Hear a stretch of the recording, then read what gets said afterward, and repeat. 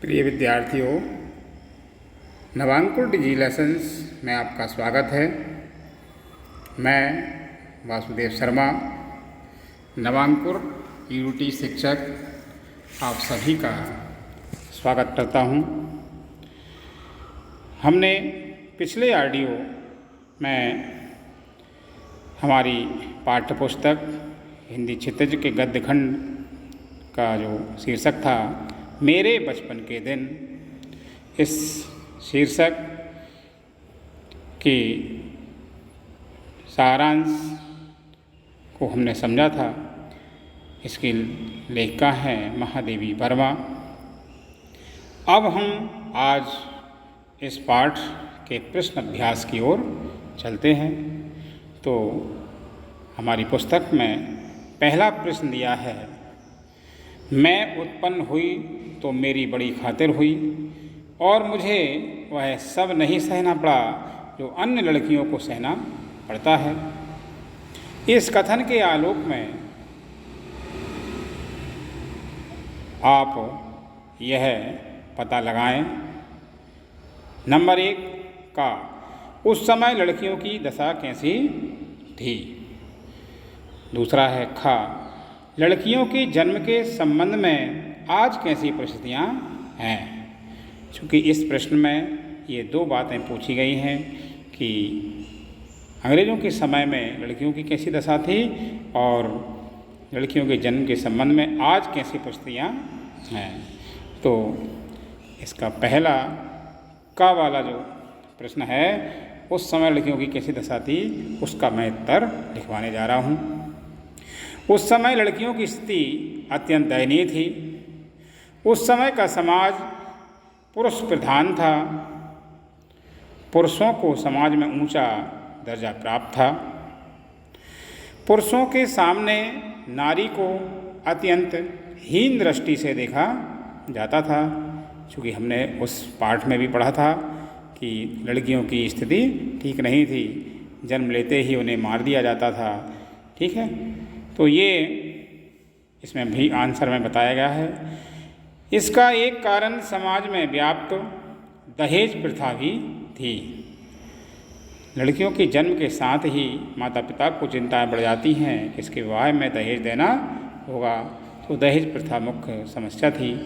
इसी कारण से लड़कियों के जन्म के समय या तो उसे मार दिया जाता था या तो उन्हें बंद कमरे की 4 दीवारी के अंदर कैद करके रखा जाता था। शिक्षा को पाने का अधिकार भी केवल लड़कों को ही था। ये पहले के ज़माने की बात है, ऐसा लड़कियों के साथ व्यवहार किया जाता था। कुछ उच्च वर्गों की लड़कियां ही शिक्षित थीं। धनाढ्य लोगों की लड़कियां स्कूलों में जाती थीं, परंतु उसकी संख्या भी गिनी चुनी थी। कुछ ही लोग धनाढ्य होते थे और उनकी ही लड़कियां स्कूलों में जाती थीं, तो लड़कियों की संख्या कम होती थी। ऐसी लड़कियों को शिक्षा प्राप्त करने के लिए बहुत कठिनाइयों का सामना करना पड़ता था। तो ये हमारे पहले प्रश्न का उत्तर है, जिसमें दिया है उस समय लड़कियों की कैसी दशा थी। तो ये मैंने इसका उत्तर आपको बताया। अब हम इसका खा वाला जो आंसर है उसकी ओर चलते हैं। खा वाला प्रश्न आपको दोहरा दूं, लड़कियों के जन्म के संबंध में आज कैसी परिस्थितियाँ हैं। पहले वाला पूछा था, अब आज की परिस्थितियाँ। तो आज सबको पता है कि लड़कियाँ बराबरी से बल्कि लड़कों से आगे निकल रही हैं, है ना। आज लड़कियों के जन्म के संबंध में स्थितियाँ थोड़ी बदली हैं। आज शिक्षा के माध्यम से लोग सजग हो रहे हैं। लड़का लड़की का अंतर धीरे धीरे मिट रहा है और आज लड़कियों को लड़कों की तरह पढ़ाया लिखाया भी जा रहा है। परंतु लड़कियों के साथ भेदभाव पूरी तरह समाप्त नहीं हुआ है। आज भ्रूण हत्याएं हो रही हैं, इसलिए सरकार बड़े बड़े कानून बना रही है। तो ये वर्तमान की परिस्थिति के बारे में ये आंसर है। ठीक, तो ये पहले प्रश्न का उत्तर हुआ का और खा वाला।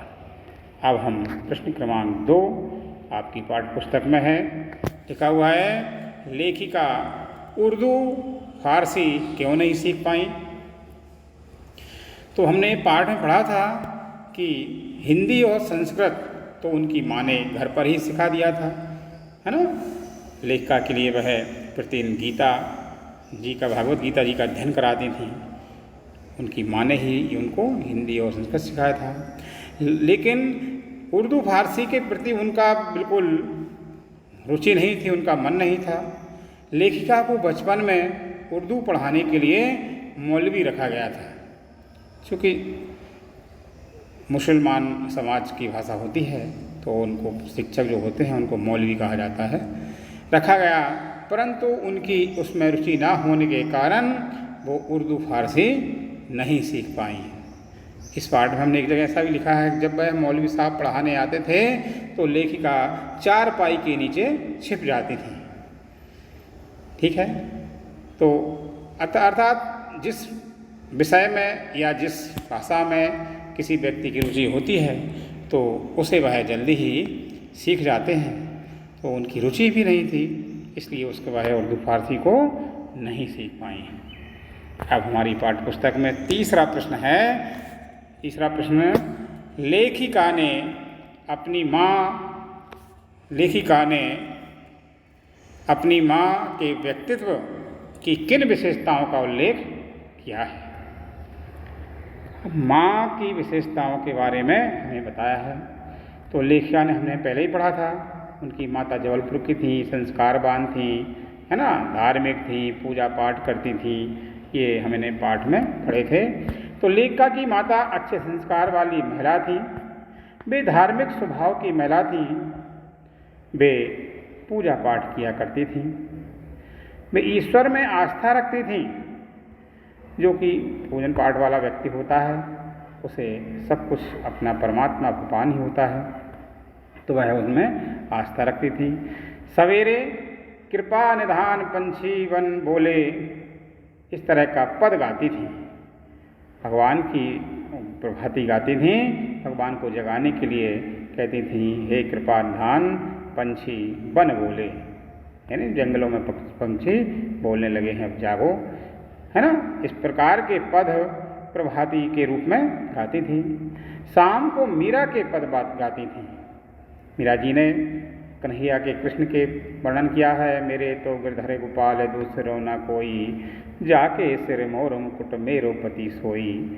इस तरह के मीरा के पद उनकी माँ को बहुत प्रिय थे और वह शाम के समय उन्हें भी गाती थी। शाम को जब वह गाती थी तो लेखिका भी उनके साथ उन पदों को गाती थी, सुनती थी और वे उन पदों को लिखा भी करती थी। लेखिका ने अपनी माँ के हिंदी प्रेम और लेखन गायन के शौक़ का वर्णन, है ना, किया था। अपनी माँ से ही सीखा था हिंदी से प्रेम करना, लेखन, गायन, इन शौक़ का वर्णन बताया है माँ के प्रति। उन्होंने उन्हें हिंदी तथा संस्कृत का अच्छा ज्ञान कराया था, क्योंकि हिंदी संस्कृत का ज्ञान माँ ने ही करा था, इसलिए इन दोनों भाषाओं का प्रभाव महादेवी जी पर पड़ गया था। तो इस तरह महादेवी जी ने अपनी माँ के व्यक्तित्व की जो विशेषताएं बताई हैं वह मैंने आपको इस तरह समझाई हैं, है ना। अब हम अगला प्रश्न क्रमांक 4 हमारी पाठ्य पुस्तक में जो लिखा है उसकी ओर चलते हैं। प्रश्न 4, जावरा के नवाब के साथ अपने पारिवारिक संबंधों को लेखिका ने आज के संदर्भ में स्वप्न जैसे क्यों कहा है। ये हमारी पाठ्य पुस्तक में ये चौथा प्रश्न है। तो देखिए हमने पढ़ा था, हैं, आज के संदर्भ में स्वप्न जैसा क्यों बताया है जावरा के नवाब साहब के पारिवारिक संबंध को। तो पहले हिंदू मुस्लिम को लेकर इतना भेदभाव नहीं था, हिंदू और मुस्लिम दोनों एक ही देश में प्रेम पूर्वक रहते थे। स्वतंत्रता के पश्चात हिंदू और मुस्लिम संबंधों में बदलाव आ गया। आपसी फूट के कारण देश 2 हिस्सों में बढ़ गया। स्वतंत्रता के पहले हमारा पूरा देश पाकिस्तान, हिंदुस्तान सब एक होके रहते थे, मुस्लिम और हिंदू एक होके रहते थे, है ना, कोई भेदभाव नहीं होता था। लेकिन स्वतंत्रता प्राप्ति के बाद जब बंटवारा हुआ देश का तो आपसी फूट हो गई और दो हिस्सों में हमारा देश बंट गया। पाकिस्तान मुस्लिम प्रधान देश के रूप में प्रतिष्ठित है तथा हिंदुस्तान में हिंदुओं का वर्चस्व कायम है। ऐसी परिस्थिति में हिंदू तथा मुस्लिम दो अलग अलग धर्मों के लोगों का प्रेम पूर्वक रहना स्वप्न के समान प्रतीत होता है। क्योंकि रहते तो हैं, अभी भी प्रेम से रहते हैं, लेकिन पूरी तरह जो स्वतंत्रता के पहले रहते थे इस तरह से नहीं आता है देखने को। तो ये हमारे चौथे प्रश्न का उत्तर हुआ। अब हमारी पुस्तक में कुछ रचना अभिव्यक्ति से संबंधित कुछ प्रश्न भी आते हैं, तो मैं उन्हें भी इस बार लिखवाने का प्रयास कर रहा हूँ। लिखा है, जे19 महादेवी वर्मा के लिए बहुत काम करती थीं। जे19 के साथ स्थान पर यदि आप होती तो महादेवी से क्या अपेक्षा करती हैं? क्योंकि ये रचना अभिव्यक्ति से प्रश्न वो होते हैं कि आपको स्वयं को करना है ना। तो हमने अगर पाठ को ध्यान से पढ़ा है तो हम बता सकते हैं। तो अगर मैं क्योंकि आपको इस तरह से लिखना है अपने अपने विचार के बारे में, ये मैंने बताए विचार, अगर मैं जे19 की जगह पर होता तो मैं उनसे प्रेम और आदर की अपेक्षा रखता, उनसे पढ़ाई में सहयोग प्राप्त करना और कविता काव्य लिखने का प्रोत्साहन पाना चाहता। तो ये मेरे ऊपर है। अब आप अपना अलग से मत भी ले सकते हैं पाठ पढ़ने के बाद, क्योंकि रचना अभिव्यक्ति संबंधित प्रश्न है। अब प्रश्न क्रमांक 6, महादेवी वर्मा को काव्य प्रतियोगिता में चांदी का कटोरा मिला था।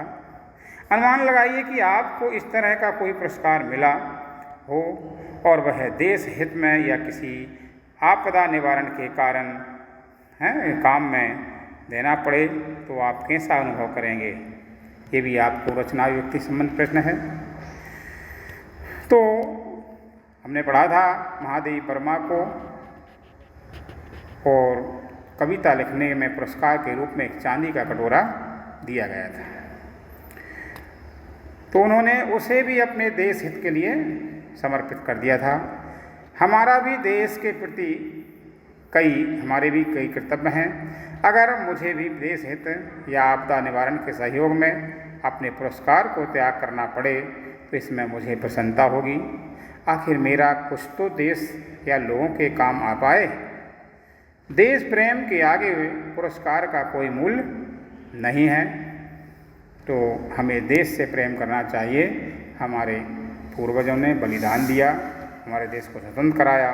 तो यदि हमारे से कोई वस्तु मांगता है, देश से संबंधित कोई हमें काम आने के लिए कहता है, तो हमें भी आगे आना चाहिए। ठीक है। अब प्रश्न क्रमांक 7, लेखिका ने छात्रावास के जिस बहुभाषी माने बहुत सी भाषाओं वाले परिवेश की चर्चा की है उसे अपनी मातृभाषा में लिखी है।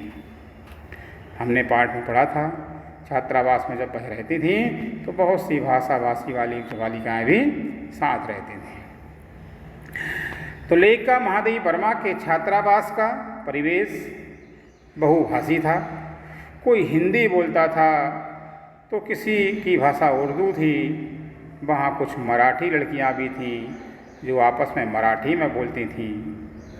अवध की लड़कियाँ आपस में अवधी में बोलती थीं। बुंदेलखंड की लड़कियाँ बुंदेली में बात करती थीं। इस तरह अलग अलग प्रांत के होने के बावजूद भी वे आपस में हिंदी में ही बातें करती थीं। छात्रावास में उन्हें हिंदी तथा उर्दू दोनों की शिक्षा दी जाती थी। ये छात्रावास की बात होती है। तो हमने ये इन प्रश्नों का उत्तर दिया आपके लिए मेरे मत के अनुसार। अब आप अपने मत के अनुसार भी लिख सकते हैं। पाठ पढ़ने के बाद आपको बड़ा आनंद आएगा। ठीक है। और मैं वासुदेव शर्मा E2T शिक्षक नव अंकुर विद्यापीठ गंज बाहोदा आपसे यह उम्मीद करता हूँ कि ये जो मैंने प्रश्नों के उत्तर आपको बताए हैं ये आपको पसंद आएंगे। इसी आशा के बाद आपसे विदा लेता हूँ। सभी के लिए धन्यवाद। नमस्कार।